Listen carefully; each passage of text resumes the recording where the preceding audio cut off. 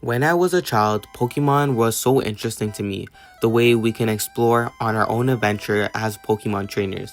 But as I've matured, what I found more compelling is what the game hides to the real fans that don't get talked about often and are hidden in the game mechanics. My name is King Shadow, and in this video, we will be going through every single generation to see the disturbing, eerie theories, the Pokemon glitches, and the haunted NPC buildings or even houses.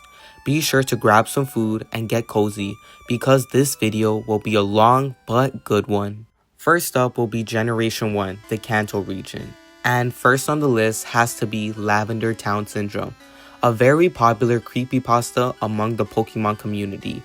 It is said that after Pokemon Blue, Red, and Yellow had released in Japan, people started to receive lots of reports from children from ages 7 to 12 falling into deep illnesses or even worse, facing death.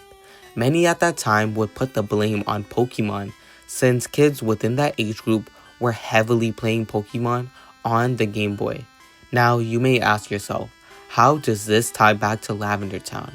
Well, there were rumors circulating around Japan, whether the children were making a harmless joke or serious about stating that children who reached Lavender Town on Pokemon and listened to the music had a certain frequency played to them that would cause them to have a reaction and become sick. This mass hysteria was caused on the first release of the popular franchise after many programmers had lowered the frequencies.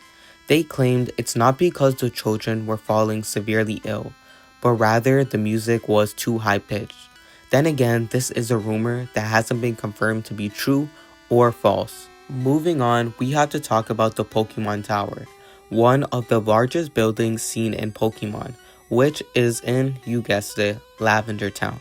Pokemon are said to be partners of humans, but what truly happens when Pokemon are trapped in the tower?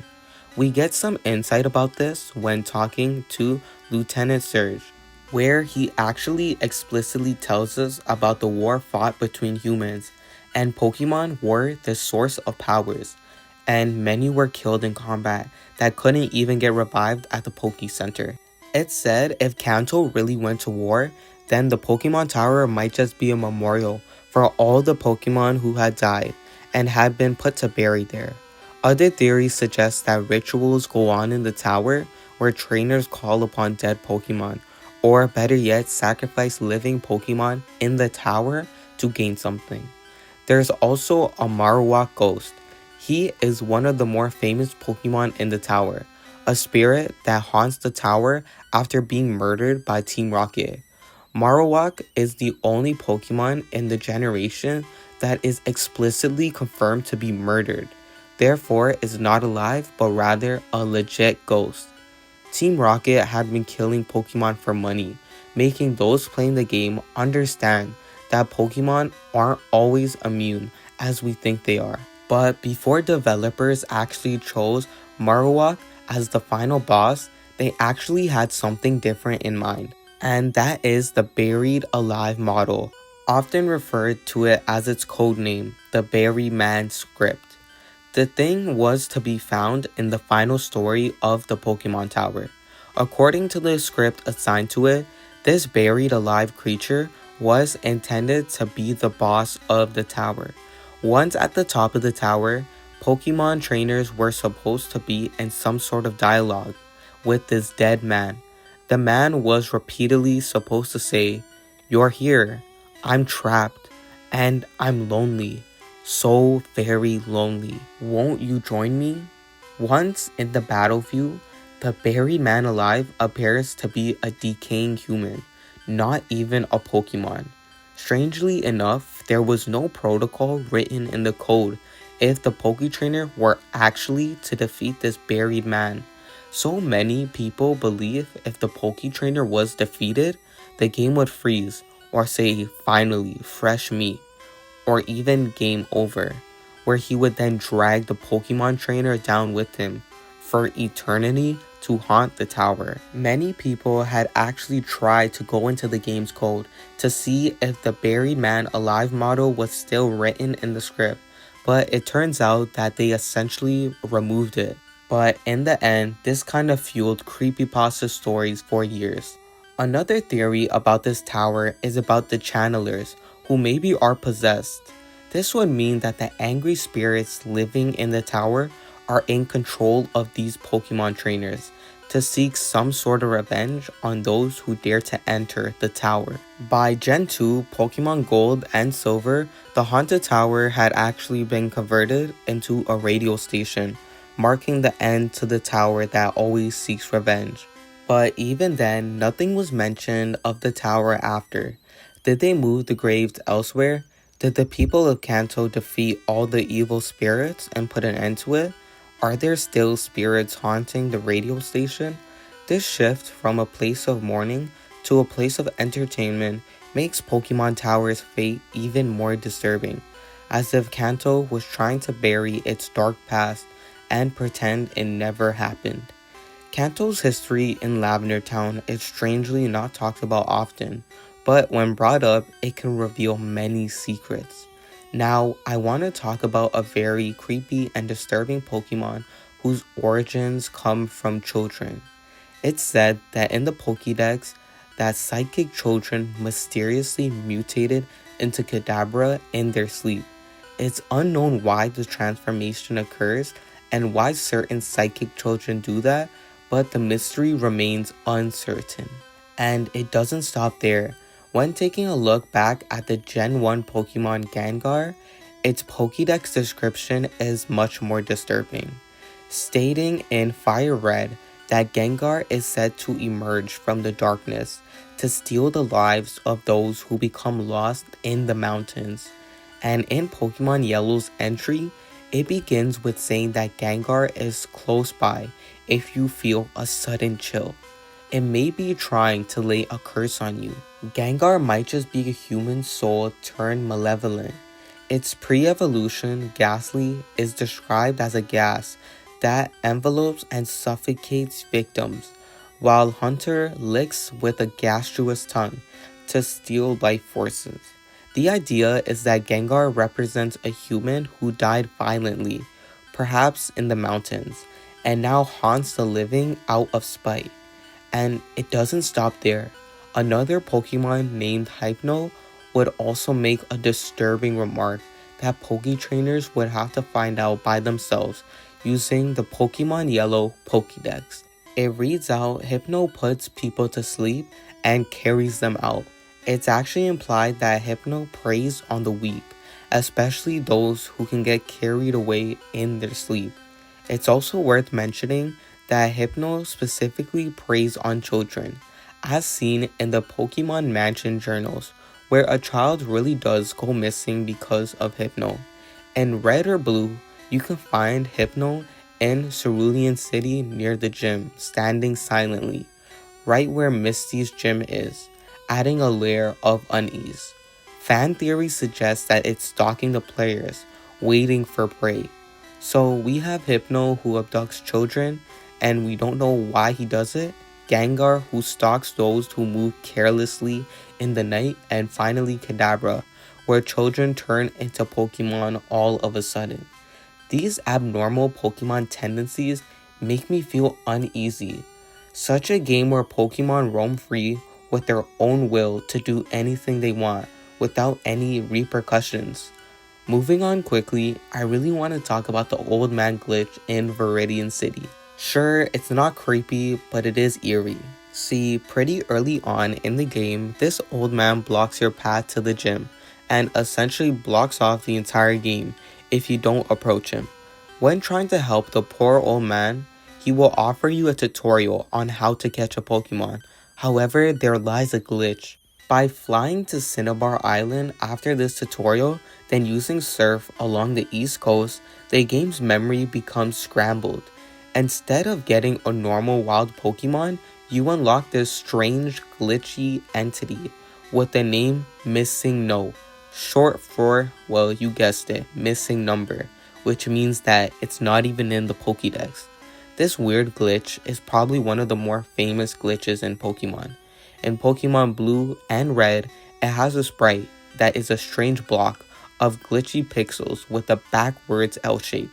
What's most weird about this glitch is that while naming your Pokemon trainer, if your Pokemon trainer names end with certain letters, the glitch will only work.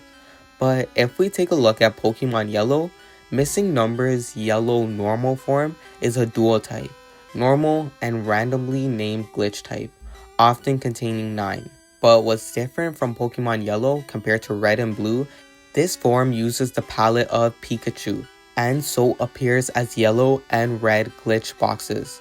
They also cause glitches that missing number in Red and Blue do not. If caught, they will cause graphical glitches, possibly rendering the player invisible and making duplicates of the player, and all other on-screen characters walk in random locations on screen after the battle. These forms do not peer through the old man glitch, as it was removed in Yellow. It is likely that the game will freeze or get stuck while attempting to battle Yellow's missing number normal form due to an invalid sprite pointer. Moving on, we have to go all the way to the SSN, where we meet our rival Gary and battle him once more. His team consists of a level 19 Pidgeotto, level 16 Raticate, who will be important later on, a level 18 Kadabra, and a level 20 version of his chosen starter. Most of these Pokemon you've seen prior to the encounter because you probably fought Gary with them on his team. However, this time on the ship, it's much more different. This is because the next time you see and go battle Gary, his Raticate is gone and not found on his team. Many Pokemon theorists believe that the answer lies within the location of Gary. Gary is seen at the Pokemon Tower, as I talked about before. Its haunted memorial that seems to have many buried Pokemon. Many fans assume that Gary is there to visit his Raticate that has passed away in the fight between you and him. This means the Pokemon trainer, you, have actually killed a Pokemon if this theory proves to be true. According to the popular theory, Raticate was badly hurt in the battle against you on the SSN, and because Gary is on the ship, he wasn't able to get to the Poke Center fast enough to heal Raticate, which resulted in the rodent's death. This type of eerie incident hasn't been covered by Gary, nor does he talk about it, which kinda leaves an open area, an open hole for lore and theory to be talked about. Next up, we will take a look at Ditto and how his species came to be. The Pokemon Mansion logged on Cinnabar Island confirms that scientists were experimenting with Mew and created Mewtwo through enhanced genetic experiments. Ditto has not been confirmed to be in this lab experiment, but has the same weight, height, color, and base stats of Mew, but appears much weaker. This led many to believe that Ditto is the remains of Mew's clones and is the failed experimentation and mistake that escaped the lab and went into the real world and started to duplicate. Now we're going on the topic of Cinnabar Island. It's best to talk about the missing population. The theory suggests that since the Pokemon Mansion was once an active laboratory on Cinnabar Island, something had gone wrong with Mew and Mewtwo, leaving lots of those NPCs fleeing or even dying. The only survivor seems to be Blaine, the gym leader, who is likely involved in the experiments on Mewtwo. The mansion is filled with diary entries that document the growing intelligence and power of Mewtwo until they suddenly stop. It's possible that the Mewtwo experimentation went completely left, because after all, they wanted to create an artificial, super mythical Pokemon that they knew they could control for whatever reason. This game never explicitly tells us what happens after, but the complete destruction of the mansion suggests a violent event that no one dares to talk about. There's an odd feeling when walking through Cinnabar in Red and Blue. I mean, there's a reason why the lab experiment was done offshore of the region. The speculation that Mewtwo went on a rampage and killed off a bunch of scientists is far off because when we, the Poke Trainer, come to the island, there are barely any scientists left. I mean, the Pokemon Lab is still functioning till this day, but no one ever talks about that date. And there's also no wild Pokemon in the population on this island, making me believe that there was some sort of creature that wiped out the island's Pokemon before the trainers can even step foot on the island. Many horrible things must have happened before we, the trainer, the main character, ever stepped foot on Cinnabar Island. It's honestly creepy that humans started to experiment on Pokemons to make them more powerful to either sell for money or used in a war. But it's undisclosed why scientists had started to run experiments on Pokemon. Nevertheless, even though Cinnabar Island had no wild Pokemon on the land, there is a shore glitch which allows players to find wild Pokemon on the coast. And you guessed it, it's the legendary missing number. There are actually many theories to this, and if it's connected to the Cinnabar lore. Many people think it's a stupid coding oversight bug, while others believe it's showing signs that there's something deeply broken within the world of Pokemon. And you know what else is broken? Is you forgot to hit the subscribe button. Please do so, it would help me out immensely. Nevertheless, Cinnabar Island was a place where Pokemon were getting tortured or even killed because scientists needed to further their research. And many speculated that the missing number glitch is a sign of Cinnabar Island breaking through a different reality due to the experiment going wrong. But that's enough about the Kanto region. Now we have to look at the Johto region, which is directly located west of Kantos. Gen 2 consists of Pokemon Gold, Silver, and Crystal, and even this generation is nowhere near close from being all sunshine and rainbows. So without further ado, let's get into it. The first incident that I found was pretty eerie was the strange radio signals found in the ruins of Alph. If the player listens to the Pokegear radio while near or inside the ruins, you can hear a strange noise generated on channel 13.5. It doesn't even match the music. Rather, the noise quality becomes distorted. Some of the noises are actually a part of Ho-Oh's distorted cries for some odd reason. Many believe this unknown signal has to do with Arceus trying to make contact, or some sort of Pokemon entity that is yet to be discovered. Others claim that it contains Morse code or some sort of scrambled message, though no concrete translations have been confirmed just yet. This sound only plays in the ruins of Alph and nowhere else in Johto or Kanto, as if something trapped within it was trying to reach out. Moving on now, we have to take a look at the Ilex Shrine, which appears to be a gateway. Deep within the Ilex Forest, there is a shrine that holds some sort of magical powers that is tied to the mythical Pokemon Celebi. In Pokemon Crystal, and later Heart Gold and Soul Silver, Celebi takes you through time to witness Giovanni's past. But what if the shrine does more? And if Celebi can travel through time, how many others have been displaced, lost, or erased from history? Maybe even missing trainers, forgotten Pokemon, and the cryptic message found throughout the game are all victims of the shrine's hidden powers. Though this gateway is not as merely disturbing as the one that we will be talking about next, and that has to be the instance of the 3 Pokemon who were burnt alive in Pokemon Gold and Silver, but you may know them as Raikou, Entei, and Suicune. Long ago, there was a fire set on Brass Tower. Many trainers escaped with their Pokemon. Some even went inside to rescue those who needed help to get out, but in the end, there seemed to be 3 Pokemon that did not make it out alive and suffered a burning death. The theory is that these 3 Pokemon are Jolteon, the electric type, Flareon, the fire type, and Vaporeon, the water type, all representing the typing of the 3 legendary beasts. It's said that these Pokemon were then brought back to life by Ho-Oh because of how unjust their death was. We've seen time and time again that Pokemon aren't immune to death, and they can die a horrible one as well. Moving on quickly, we have to talk about another horrifying theory in Johto that suggests that the player playing, which is you in this case, don't even exist, because a story is being told and you're just in it.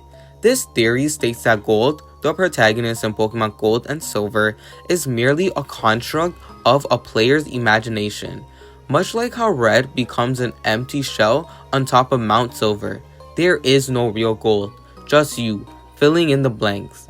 In other Pokemon games, the text is written more so in third person, such as the text saying, "You have found a potion. It's a tree. Looks like it can be cut." And yes, Pokemon Gold and Silver do have those third person lines, but it feels as if some lines are coming from the protagonist's own thought. It's like the Pokemon trainer is trying to recall memories. An example of this is when you examine objects in the game, you get the lines, "It looks like it once had a sign, but it's gone now," instead of saying, "There is no sign." Or rather, if you're checking certain spots, the character says, "Nothing here." It's not an omniscient narrator stating this. It's like the protagonist is expressing disappointment. It's as if they expected something to be there. It's like the game is someone's imagination or recap of events, and we are forced to play through the events over and over again. This complex theory is very hard for one to wrap their head around. I mean, when I was doing research, it was terrible enough for me.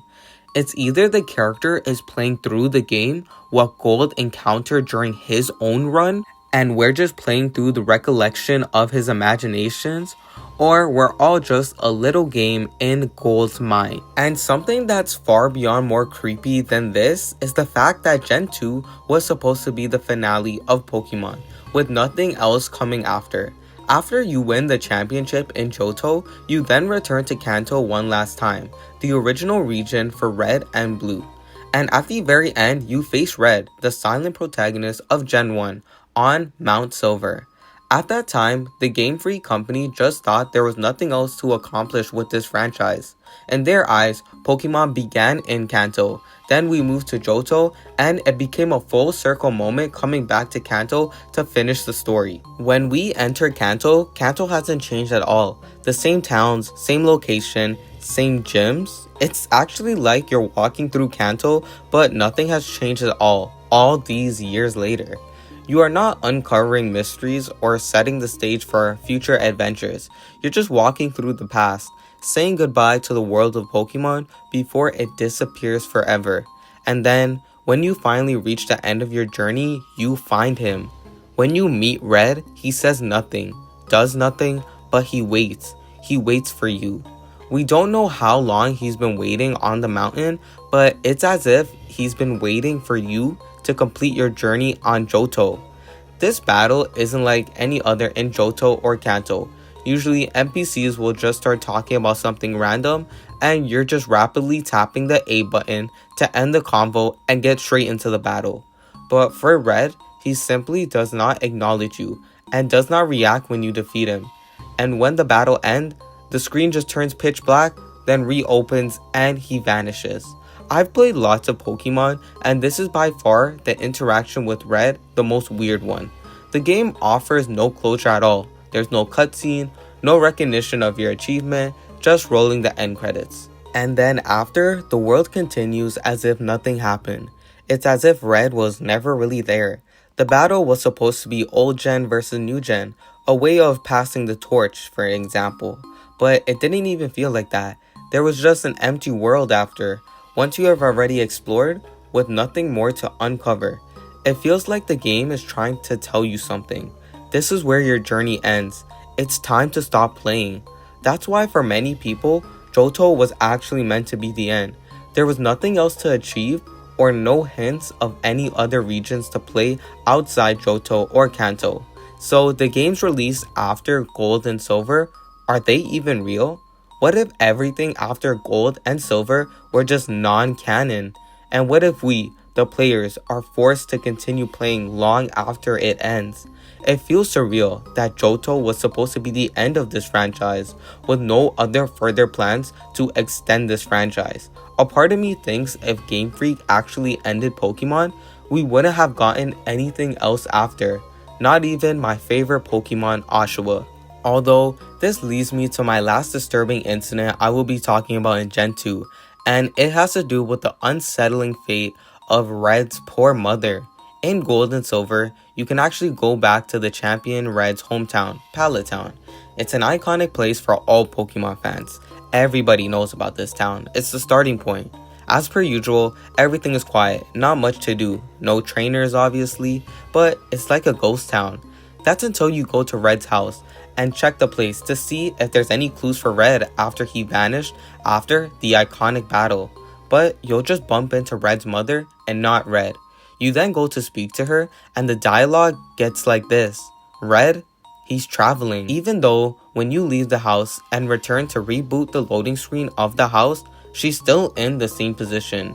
You, as the Johto's champion, are left uncertain where Kanto's champion is and what's going on with him. Red has disappeared, but you found him, battled him, and as expected, he kind of just vanished. What I believe is Red has become a ghost of the past. Red was undoubtedly one of the strongest Pokemon trainers, so I believe he was just waiting for someone to beat him in a fight, something that no one has been able to do. He awaited a challenge on the far mountain in an extremely cold climate that none of us have seemed to know why he was even up there in the first place. It's just so shocking to me how Kanto and Johto combine into one at the end, when we, the Poke Trainer, take Red's place as the true champion, the strongest out of the two regions. Although for his mother, maybe she knows the truth of Red's adventures. She knows her son will never return, as he's gone too far, but far gone from something we will never know. Johto region has seen some eerie moments within its Game Boy version and the DS remake with mysteries that are still unsolved to this day. Now, we have to look at the next generation, number 3, the Hoenn region, which seems to be the reboot of the Pokemon series, although it comes with a lot of deep, dark incidents. First up is the girl on Mount Pyre. See, Mount Pyre is Hoenn's version of Lavender Town's Pokemon Tower, a remake of a haunted place Pokemon love so much to put in their games. But unlike the Pokemon Tower, which actively has trainers and ghost specialists, Mount Pyre seems neglected. Music gets occasionally cut off for brief moments, and it's not like it's in no rhythm, it just automatically stops, as if it's trying to hide something. NPCs actually start to speak about seeing ghostly figures. Many say they're referring to Pokemon ghost types, but yet you never truly see them. But then when you speak to an old woman on Mount Pyre, she says, "There was a girl who wanders these halls, but she's no longer among us." And then the dialogue ends. At this point, she leaves millions of Pokemon trainers playing this game confused. Who is this girl? Is she even important to the Hoenn lore? Why is she never seen? Some players have claimed to witness a young girl standing in Mount Pyre only to vanish when approached. However, there is no official event or explanation for this, leading many to wonder if it was a cut event, a bug, or something entirely else. But the scariest thought, maybe she's not even a programmed character. Maybe she was never meant to be there at all. The next thing that lies underneath Hoenn is the Sealed Chamber. The Sealed Chamber is obviously the hidden cave in Route 134 that can only be accessible through extremely cryptic set of clues written in Braille language. First, you must go through these puzzles to unlock the legendary Pokemon Regius, but what can be so horrifying and eerie about a bunch of Braille words? The problem is that these Braille messages don't describe Regius. They warn of something else sealed away beneath the chamber. The text does not clarify what was locked away, nor does it confirm if it was ever freed. Unlike most Pokemon Legends, this story is left deliberately vague, almost as if this game does not want you to ask too many questions. Some fans believe that this sealed entity isn't about Regius at all. Regigigas didn't even exist in Gen 3, so whatever was originally sealed may not have been Pokemon related. The fact that Braille text gives no names, no description of the sealed being suggested that the developers wanted this to remain a mystery. But the Braille text reads, "In this cave we have lived. We owe all to the Pokemon, but we sealed the Pokemon away. We feared it. Those with courage, those with hope, Open a door, an eternal Pokemon waits. This is the original text in Ruby, Sapphire, and Emerald. But in the remakes, the Braille text adds on and says, "We sealed that Pokemon away, alone in the dark." Such disturbing writing in Pokemon lore makes this series of events very terrifying.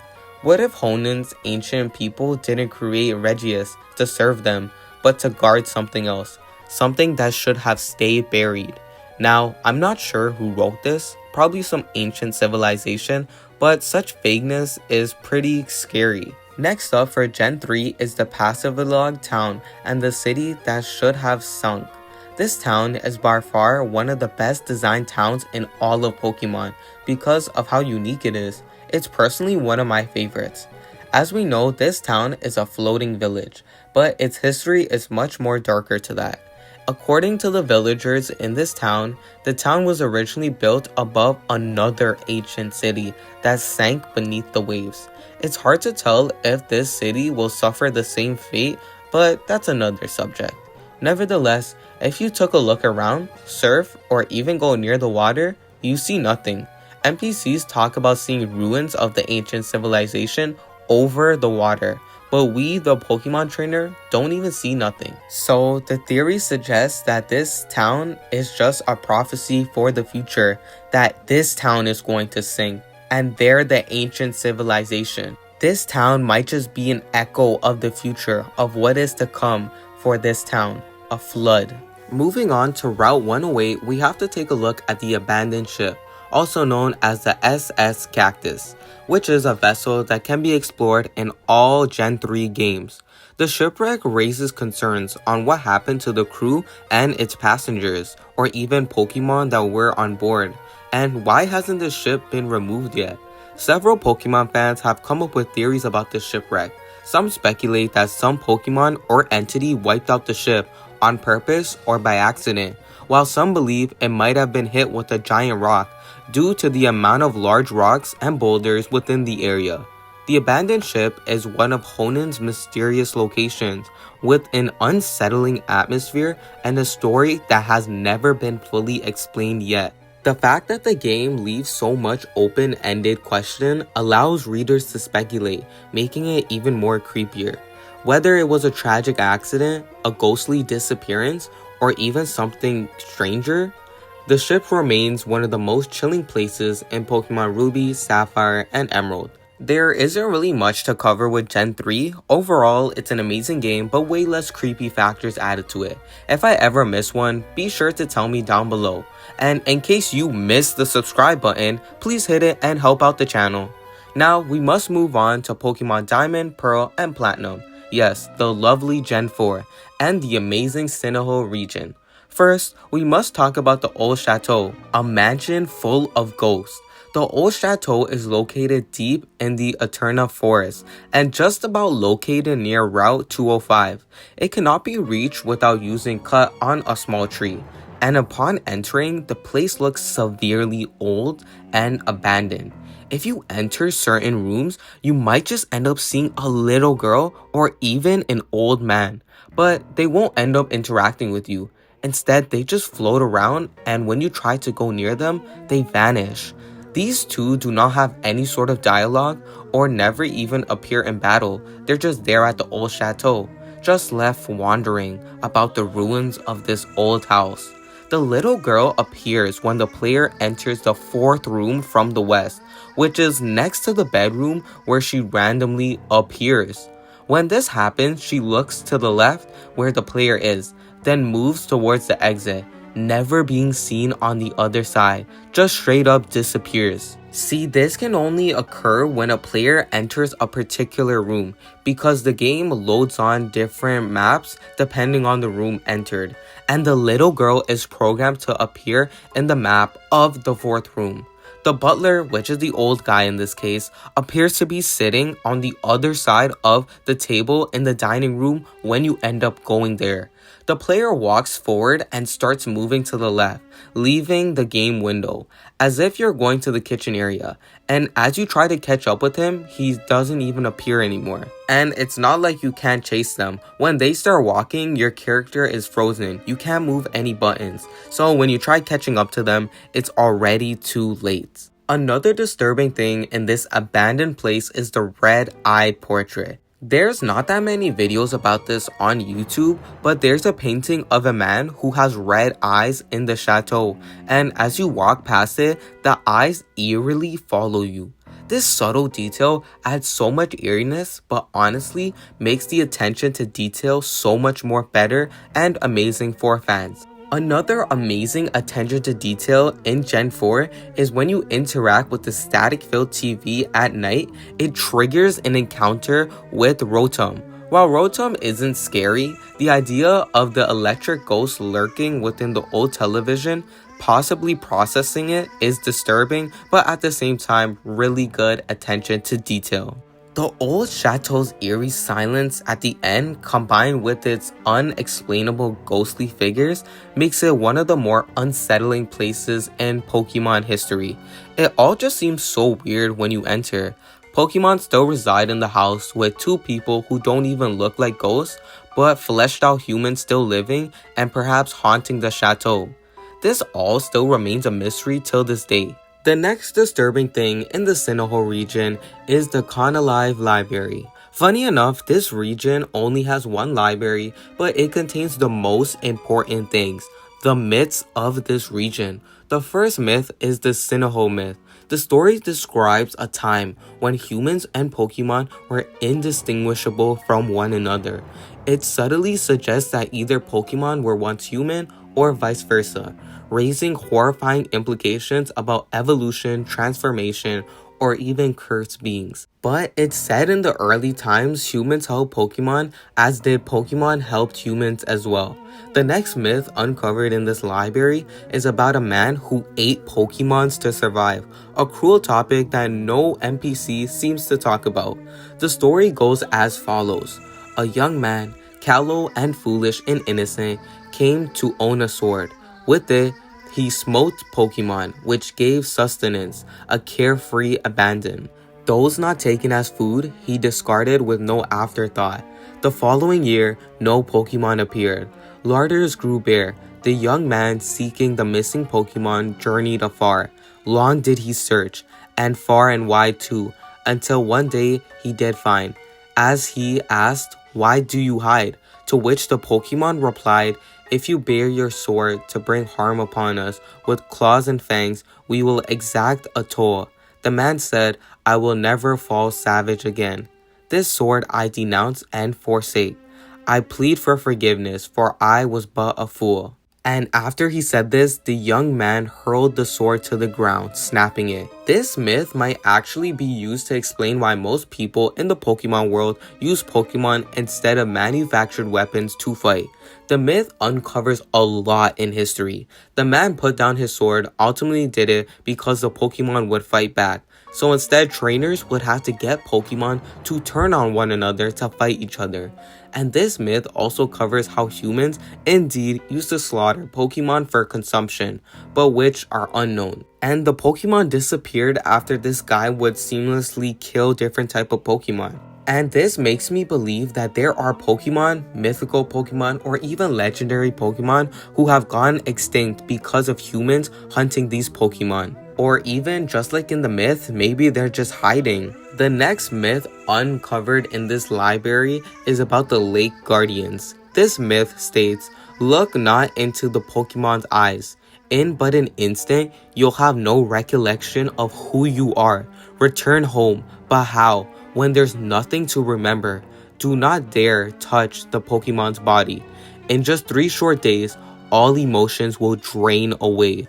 Above all, harm not the Pokemon. In a scant 5 days, the offender will grow immobile entirely." The effect caused by encountering the Pokemon can be described as a loss of knowledge, emotion, and will. And ladies and gentlemen, that's a lot to cover within that myth within itself. If you touch this Pokemon, you will be paralyzed. If you look at the Pokemon, you will not remember anything. This is how cruel the world of Pokemon is to humans as well. Now, how do I interpret the Lake Guardians? Well, it can be interpreted as the reason why Oxy keeps its eyes closed to prevent memory loss, Mesprit flees from humans so as to not be touched, and Azelf's ability to enter another being's body so as to avoid harm. Now that is a lot of lore we just found in the Sinnoh region, just with this one library. But what's even more horrifying is it does not stop there. There are 3 folklore stories that have been uncovered in the Sinnoh region. This region holds so much lore that is so disturbing. The first folk story states that people should only eat Pokemon in the sea or stream. The second is about a Scottish tale that wasn't actually too important. And the third one is by far the strangest, where it said Pokemon and humans became so close and familiar that it was hard to distinguish both apart, which I talked about earlier. It's so scary to even imagine. Can you imagine half human, half Pokemon? That seems like it was a thing a long time ago. These myths are only available in the Sinnoh library and open up to the new lore given to Poketrainers. I'm really impressed by the detailing of these stories, and at the same time how they can be very lore focused. The next thing we have to talk about regarding the Sinnoh insane lore is the Distortion World. All of you guys know it as the Hell Realm. In Pokemon Platinum, Giratina introduces us to a distortion world, an otherworldly void that defies the laws of physics in the Pokemon world. The environment becomes unnatural in a sense, featuring floating landmass out of nowhere, upside down waterfalls, and gravity-defying pathways. It almost reminds me of something else. I'm looking at you, Stranger Things. The Distortion World's music is minimal, mostly composed of low, unsettling drones and occasionally echoes. Unlike most Pokemon locations, there are no people, no wild Pokemon aside from Giratina, and no way to escape without following specific paths. When Giratina finally appears, this Pokemon doesn't simply show up, it stalks you from the shadows. And to be honest, its reveal isn't like any other legendary Pokemon. Its reveal was amazing. It kind of ambushes you, reinforcing Giratina's sinister nature. Moving on to Generation 5, we get to look at my personal favorite region, the Unova region. This game made me enjoy Pokemon so much. We will first talk about the Ghost Girl of the Marvelous Bridge. While traveling on that bridge, yes, I'm saying that bridge because I know all of you guys know what I'm talking about. This is when players encounter a girl who vanishes upon approach and leaving behind an item. An NPC actually reveals that this apparition is a spirit of a girl who died near the bridge while playing with her Abra. In the sequel games Black 2 and White 2, this ghost reappears in the strange house, laminating her separation from family and Pokemon, adding layers to her tragic story. Speaking of that strange house, its location is actually near Litmus Town in Pokemon Black and White 2. The strange house is an abandoned one, just like the one in the previous generation. Exploring this house reveals the Lunar Wing item, furthering the insight into this Ghost Girl's backstory, deepening the unsettling atmosphere. Next up, I want to talk about one of the creepier Pokemon in Gen 5, and I found this through, obviously, the Pokédex like usual, and that Pokemon is Yamask. This Pokemon was introduced in Generation 5, and is obviously a ghost type. The Pokemon entry states as follows. Each of them carries a mask that used to be its face when it was human. Sometimes they look at it and cry. The Pokédex for Pokemon White actually states something else, and it says, these Pokemon arose from the spirits of people interred in graves in past ages. Each retains memories from its former life. As we can see, we get quite a lot of info from these disturbing entries. We know that these Pokemon were human before, just like Kadabra. It's honestly terrifying that humans can transform into Pokemons very easily, but lots of these NPCs in the town and villages don't talk about it enough. But the difference from Kadabra and Yamask is that these souls come back alive after the humans pass away. Usually, highly intelligent people fill out these entries, so the question that needs to be asked is, how do they even figure this out? Figure out Yamask Pokemon were humans before. But what I actually find even more creepy is these Pokemon get their old faces they had. And not only that, is that they hold on to them as if they're missing their past life. And the worst part is, we get no closure about these souls. We do not know if they pass on after the Pokemon Yamask dies. Next up with Gen 5 is a very eerie incident, and it has to do with the person. And his name is Alder, the champion of Unova. Alder was once an ambitious and powerful trainer who, like many others, aimed to become the strongest in their region. He traveled across Unova with his beloved Pokemon partner, forming a very strong bond. However, at some point during his journey, a tragedy struck. His partner, his Pokemon, passed away. Unlike other champions who continuously train and battle to prove their strength and to stay on top, Alder was deeply affected by this loss. Instead of striving to be the strongest trainer, he began to question what true strength even meant. The pain of losing his Pokemon caused him to lose his fighting spirit, and instead actively defending his champion title. He decides to then wander the Unova region, searching for the meaning of life beyond just battling. And it's so sad to see that even though Pokemon trainers are fighting to be at the top, there is so much negatives that come with it. Alder's character is a big contrast to other champions like Cynthia or Lance, who remain fiercely competitive.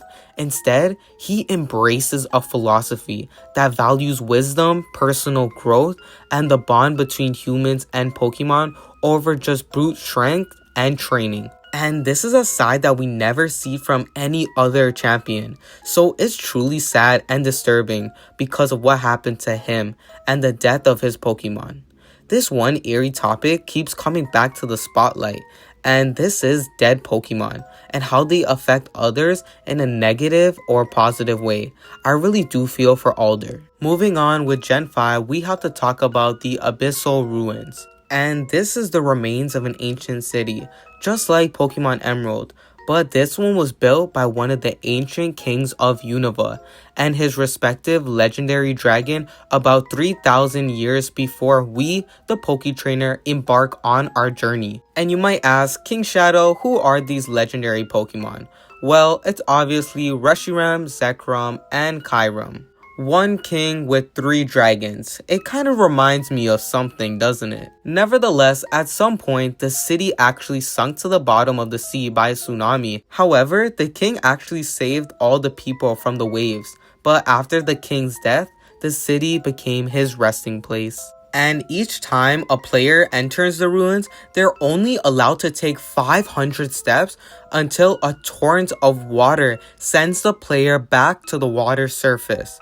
Dull sounds obviously start to increase in intensity, providing warnings to the player when their step count is about to reach 100, 300, or 450 steps. Due to the step limit, it is impossible to get all the items of the ruins in one trip. Now, it's time to move on to Pokemon X and Y, the Pokemon game published on the 3DS and changed the 3D aspect of Pokemon forever. We first have to talk about the most famous case in X and Y, and that is the Lumio City Ghost Girl. This incident takes place on North Boulevard in a tall building near Esteville Avenue.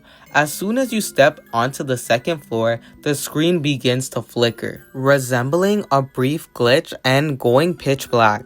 This girl is also a Hex Maniac NPC that appears directly behind the player without any traces of her even being in the building, let alone in Lumio City. She stops briefly and says in a single sentence, "No, you're not the one." After that line, the screen flashes again and then she's gone. But what really is she looking for? And the crazy part is that no other NPC mentions her again, nor does the story. It's just a one and done moment.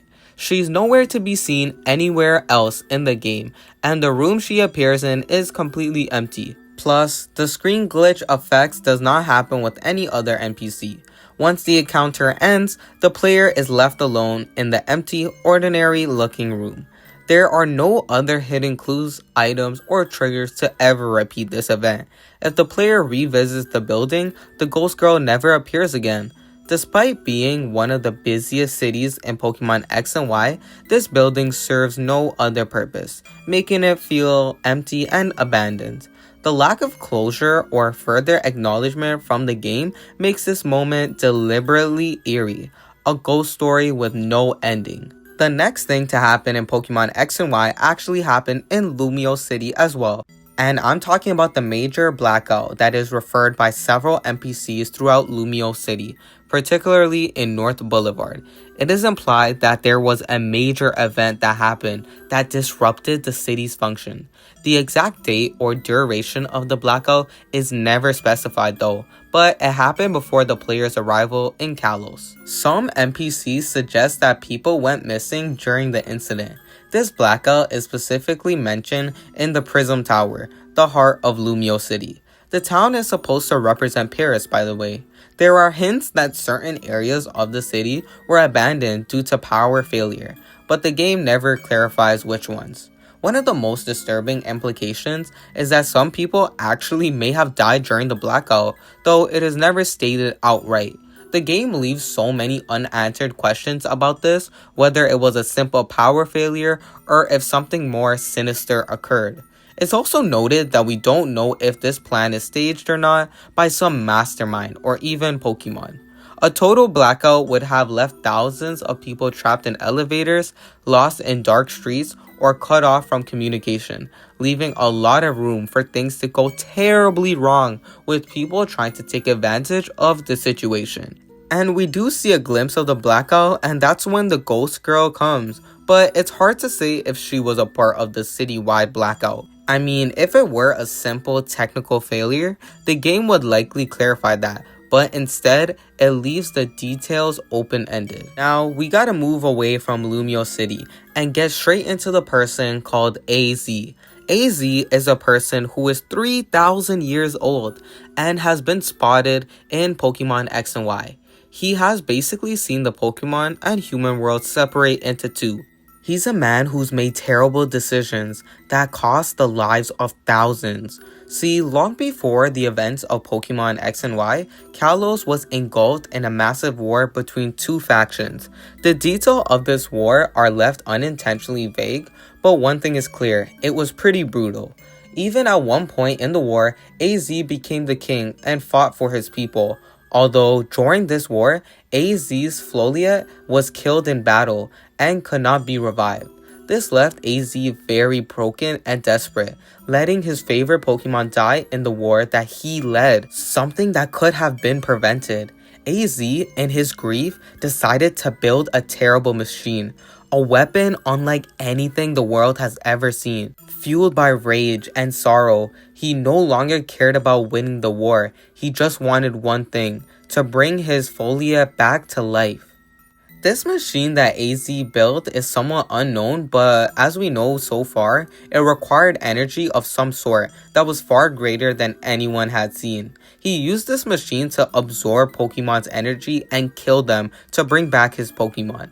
This machine had also ended the war because of how strong it was, but it was at a very grave cost. This machine was so incredibly powerful, it destroyed all of AZ's enemies. And with all that energy consumed by the machine, AZ got what he wanted. He brought the Folia back alive again. But instead of staying by his side, she did something unexpected and devastating. She left him.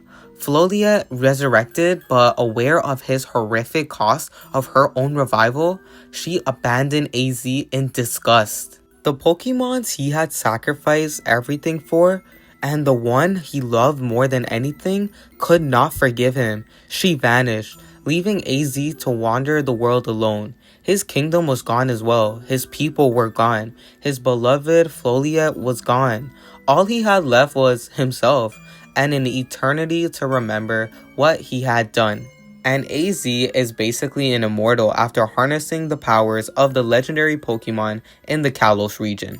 Pokemon X and Y has some of the most disturbing incidents to ever take place in the Pokemon universe, but now we must move on to Gen 7, Pokemon Sun and Moon. First up is the Nile Eagle and the Ultra Beast. The Ultra Beasts are some of the most strangest creatures in Pokemon history.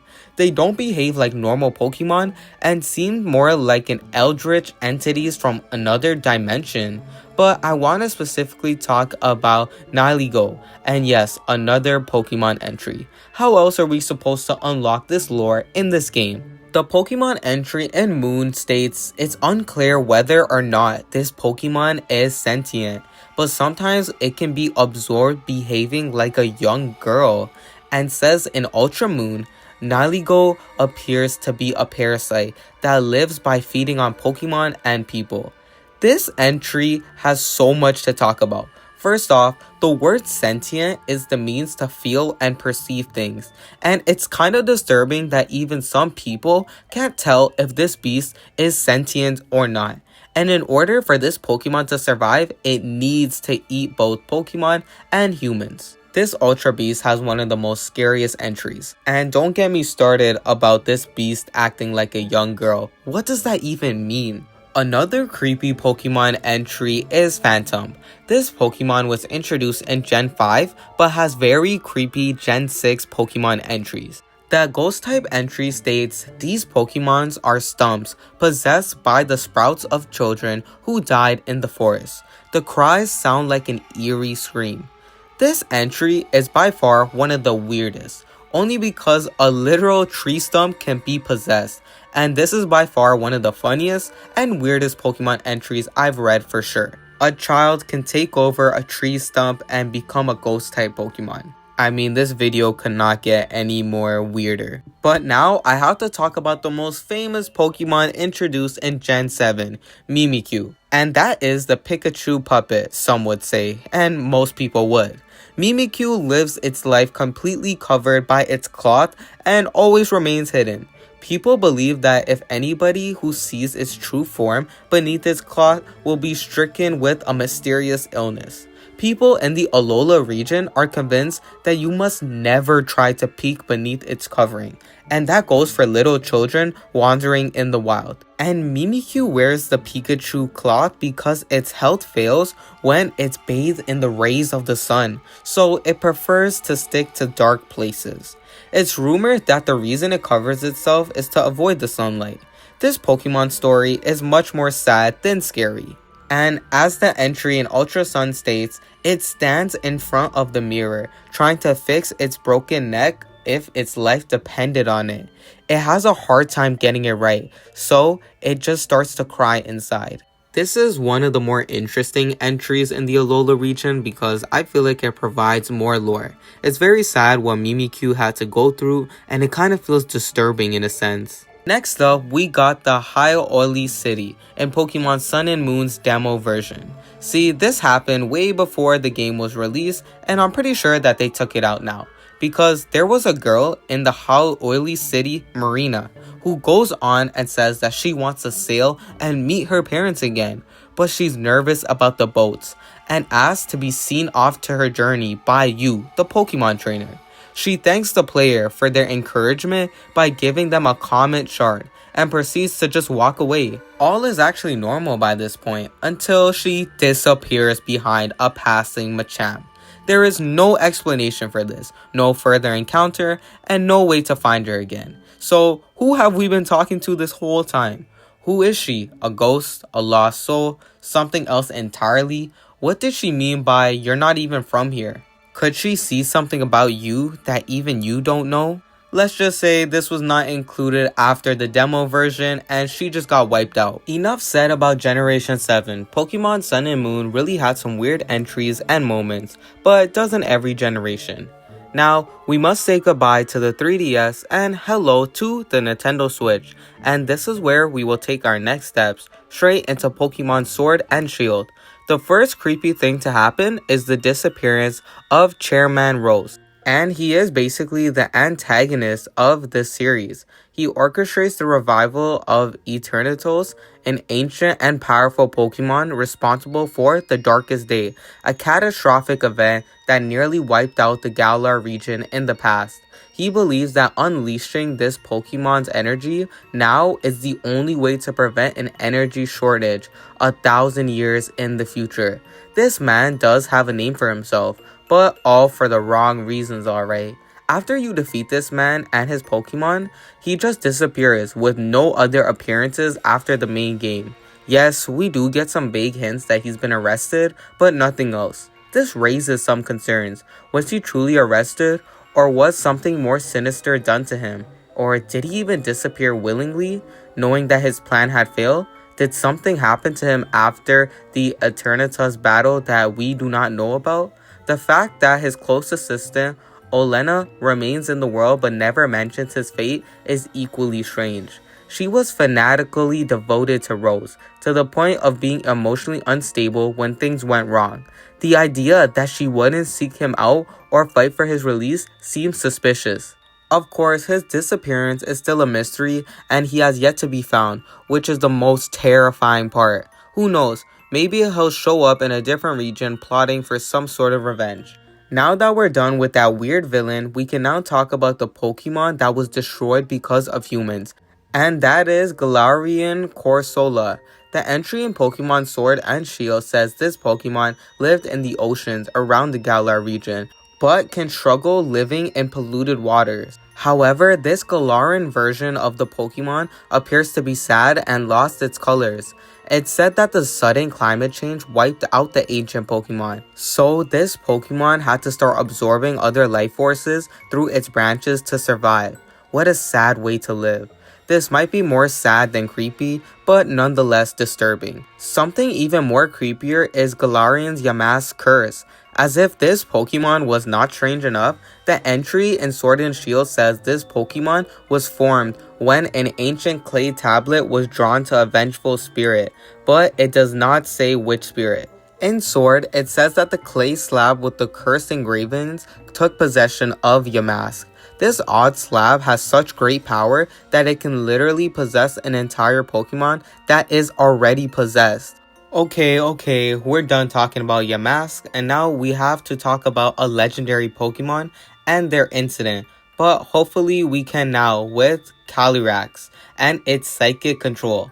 It's the only Pokemon who can communicate through a human and possess their body while they're still alive, something that Yamask cannot. This Pokemon was actually introduced in the Crown Tundra, and it's amazing how this Pokemon can completely take over a human's body and speak through them. This power is demonstrated multiple times throughout the DLC when Calyrex possesses Peony, a former gym leader and explorer, using him as a puppet to communicate with the player. Possession is a common horror trope, and Calyrex's ability is no different. While the game presents these moments in a lighthearted way, Peony's body stiffens awkwardly, and he suddenly starts speaking in a weird, disturbing tone. There's something deeply unnerving about a powerful being overriding someone's will without permission. Imagine losing control over your body while someone else moves, speaks, and acts through you. Peony never seems to remember these moments afterwards, which suggests he is completely unaware while Calyrex controls him. If Calyrex wanted to, it could theoretically take over anyone at any time, leaving them as an unwilling passenger in their own body. However, we need to stop talking about the Galar region and move straight into the Paldea region. Yes, Gen 9, Pokemon Scarlet and Violet, the game that many people love to hate on. First on our list we have for the Paldea region is a dark and grass type Pokemon, Wo-Chien, and its life-draining presence. This Pokemon actually feeds off the life forces of others. Wo-Chien can instantly drain entire forests and fields just by being in the area. This extreme hunger hurts the livelihood of people and Pokemon who rely on this vegetation to survive. Additionally, this includes grass-type Pokemon, because they're grass-type Pokemon. Another creepy thing seen in Scarlet and Violet is the weird heads floating around, as seen in a Twitter post. A weird glitch, but creepy nonetheless. And what's even more weird is the random glitch Pokemon that pops up in a cutscene with the Pokemon trainer Avon. Usaring appears within the screen and keeps on glitching. If you think that is bad, you won't even comprehend what I'm about to say next. Some guy on Twitter had shown another glitch where a child literally gets caught in the middle of a Pokemon attack. These Scarlet and Violet glitches are something else. The comments were full of users jokingly implying that children got what they deserved by walking into the middle of a fight. But at the same time, why are people even having Pokemon fights even in the streets of cities and towns, where there can be children, people in their homes, and cars on the side? But you know, I guess having a Pokemon fight in the middle of a street is legal now. And lastly, we have to take a look at the Pokemon, because why make a disturbing Pokemon video if we're not going to talk about them? And we have to talk about Greavard, the ghost dog. When you capture this Pokemon, the entry states that if a dog Pokemon died in the wild without ever interacting with a human, it will be reborn into this Pokemon. This includes a whole bunch of dog type Pokemons, such as Houndoom, Snubbull, Riolu, Growlithe, and many more. Dogs are humans' best friend, so if they die without meeting one, they become reincarnated as a ghost type, specifically this Pokemon. And that's about it. Scarlet and Violet really doesn't have that much creepy entries, but definitely disturbing glitches. And just like that, we have covered every single disturbing incident within the Pokemon games. This video has taken me over a month to make. That includes scripting, editing, and much more. So if you guys can subscribe and join the Discord, it would help me out so much and it would be all worth it. So please subscribe. King Shadow out.